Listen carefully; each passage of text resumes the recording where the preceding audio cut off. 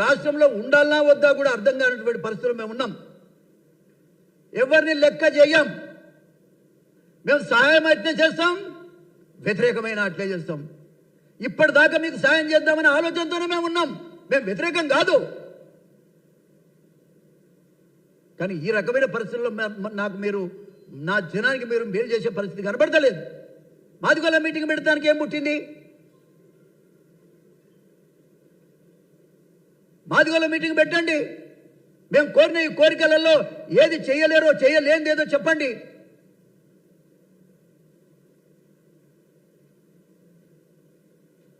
కాబట్టి నేనున్నా, నిజమే నేనున్నానని చెప్తున్నా. ఇవాళ కూడా నేనుంటే నీకు దోకలేదు, నేను పీకటోడే లేడు. మళ్ళా చెప్తున్నా, నేను లేకపోతేనే నీకెవరు నిన్ను అడ్డుకోలేడు. ఇది మాదిగ జాతి నిర్ణయం, నా మాదిగ జాతి నిర్ణయం. మాకు మేలు జరిగితేనే మేము నిలబడతాం, మేలు జరగకుండా మేము నిలబడాం. అంత అమాయకులం కాదు. గతంలో పార్టీల కోట్లేస్తే గెలిచాడు కాదు, పార్టీలు కాదు. వాళ్ళ మా కులం ముఖ్యం. నాకేదో పదవి ముఖ్యం కాదు, నా జాతి ముఖ్యం. నాకేందే ఎటు రామారావు దయ వల్ల నేను 6 సార్లు గెలిచాను, మంత్రిగా చేశాను. ఎవడు అడ్డం వచ్చినా నువ్వు అంటవే తొక్కుకుంటూ వచ్చా. నేను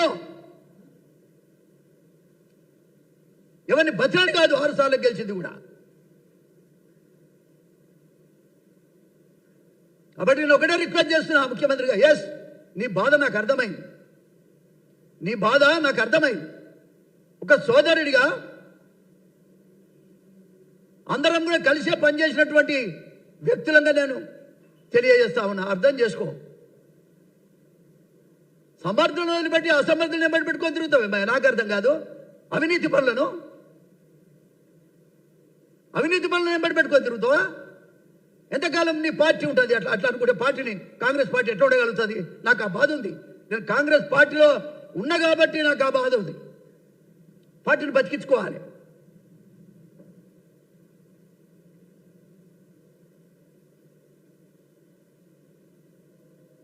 ఇది గమనించు. నిన్న నువ్వు మాట్లాడినాక నా మనసు మళ్ళొకసారి ఆయన దృష్టికి తీసుకురావడానికి, సీఎం గారి దృష్టికి తీసుకురావడానికే నేను ఈ ప్రెస్ కాన్ఫరెన్స్ పెట్టా. మీరే చూస్తున్నారు జనాభా ఎంత మాదిగలు ఉన్నారో. మీరే చెప్తున్నారు 70 లక్షల మంది ఉన్నాం. మేము వేస్తేనే గెలుస్తారు ఏ పార్టీ అయినా సరే. మమ్మల్ని ఎవరు ఓన్ చేసుకుంటే వాళ్ళకే ఓటేస్తాం. మమ్మల్ని ఎవరు దగ్గర తీసుకుంటే మేము పసిపిల్లల హృదయాలయమాయి. మమ్మల్ని ఏమో చూకొడతారట, పడుకో బిడ్డ అని, అవతలకేమో దోషిస్తారట. మాదిగలందరినీ జోకొడితే పండుకునే రోజులు కావు ఇవి.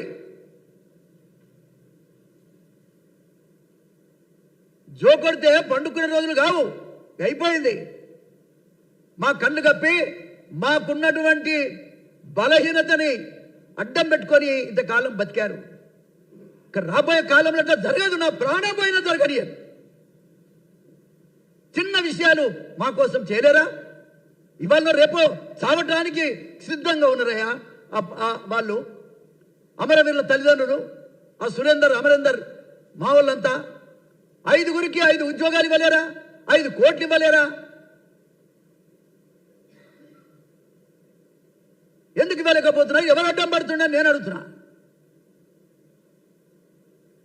మాదిగోళ్ళ మీటింగ్ పెడితే మాలోళ్ళ పెట్టవయా, మాలోళ్ళ మీటింగ్ కూడా పెట్టు. దాంట్లో కూడా ఎవరన్నా వస్తే ఇవ్వు, తప్పేముంది? మేమెవరికి వ్యతిరేకం కాదు. కానీ నా జాతికి అడుగడుగున అన్యాయం జరుగుతూ ఉన్నది. ఇగో ఈ కరపత్రం కూడా నేను చెప్తున్నా.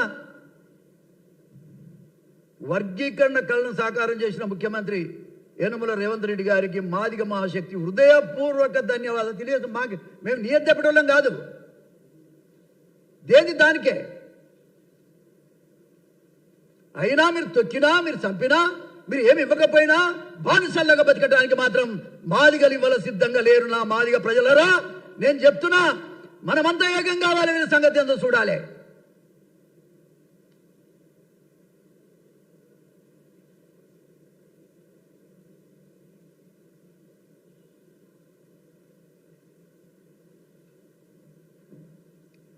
కాబట్టి మాదిగా మహాశక్తి ఈ యొక్క జెండా 70 లక్షల మంది పట్టుకునే ఈ జెండా 1000 ఏనుగుల బలం ఉన్న జెండా ఇది. మా బలమేందో మేము తెలియక నష్టపోయినాం. ఇవాళ మాకు అర్థమైంది, రాజకీయాలు అర్థమైనాయి. చట్టసభలలో ఏ కులం ఉంటే ఆ కులమే బాగుపడుతుంది. రెడ్లు ఉన్నారు కాబట్టి రెడ్లు బాగుపడ్డారు, కమ్మోళ్ళు ఉంటే కమ్మోళ్ళు బాగుపడ్డారు, వెలుమోళ్ళు నిన్నమోళ్ళు ఉంటే వాళ్ళు బాగుపడ్డారు. మేము అడుక్క తినే కాడ బిచ్చగాళ్ళ కాడ ఉన్నాం. ఇది న్యాయం కాదు కదా ముఖ్యమంత్రి గారు. దయచేసి నేను విజ్ఞప్తి చేస్తా ఉన్నా, రేపు చేసే నా పోరాటంలో కూడా ఎవరు మా కులానికి మేలు చేస్తే వాళ్ళకే మా మద్దతు. మేమంతా నీ ఎద్దపెట్టలో మేం కాదు. నువ్వు మీటింగ్ పెట్టు,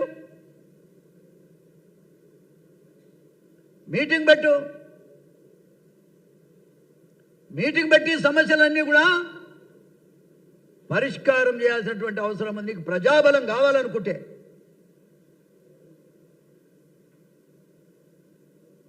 కాబట్టి మీరు ఏ నమ్మకం అయితే నిన్న మీ మీటింగ్లో మీరు చెప్పారో, నేను ఇప్పటికీ బాధ్యున్నే. I'm ready. ఇప్పటి నుంచే తిరుగుతా నేను.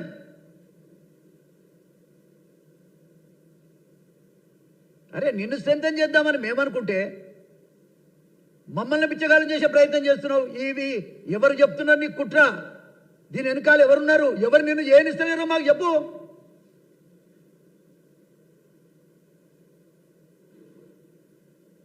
చూస్తాం రాబోయే కాలంలో ఎవరు గెలుస్తారో ఎవరు ఓడతారో కూడా చూస్తాం.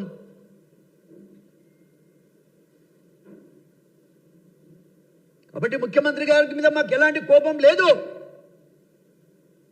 అవసరం కూడా లేదు. కానీ మాకు జరుగుతున్న అన్యాయాల మీద పోరాటం నువ్వు చేయాలి, మేము కాదు. ముఖ్యమంత్రి చేయాలి పోరాటం. మా తరఫున పోరాటం చేయి. ఒక్క మాదిగనే కాదయ్యా, ఎస్టీలు, మన బీసీలు అందరూ వస్తారు. ఒక మాదిగలకు చేసే అలవాటు కనుక నీకుంటే అన్ని వర్గాలకు మేలు జరిగే అవకాశం ఉంది. అరే నీ మనసు మారిందనుకున్నా నేను అందశ్రీ మీటింగ్లో.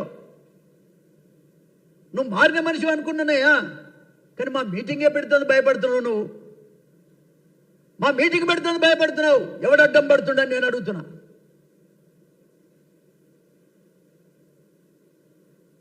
ఏ పరిస్థితిలో కూడా నా ప్రజలను కనుక అవమానపరిస్తే ఊరుకునేది లేదు. 70 లక్షల మంది తిరగబడతాం ఈ రాష్ట్రంలో.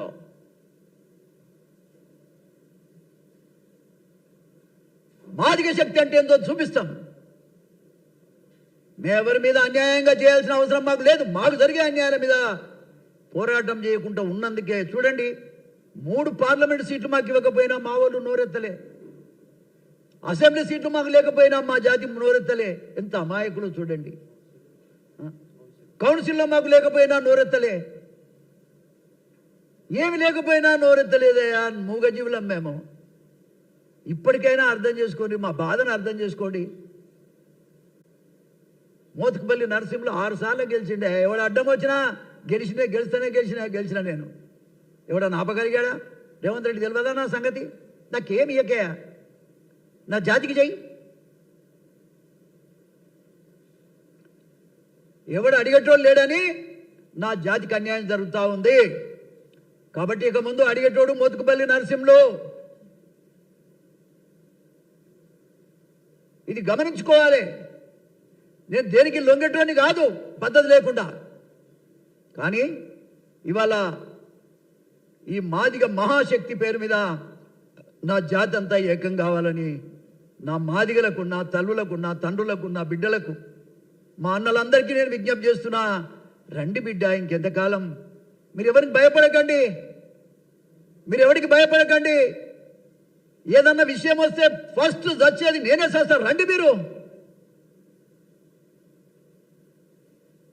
మనం ఎవరి సొమ్ము తినటం కాదు, మన సొమ్ము తింటున్నారు. పెద్దోళ్ళు అవుతున్నారు, మన పిచ్చగాలం చేస్తున్నారు.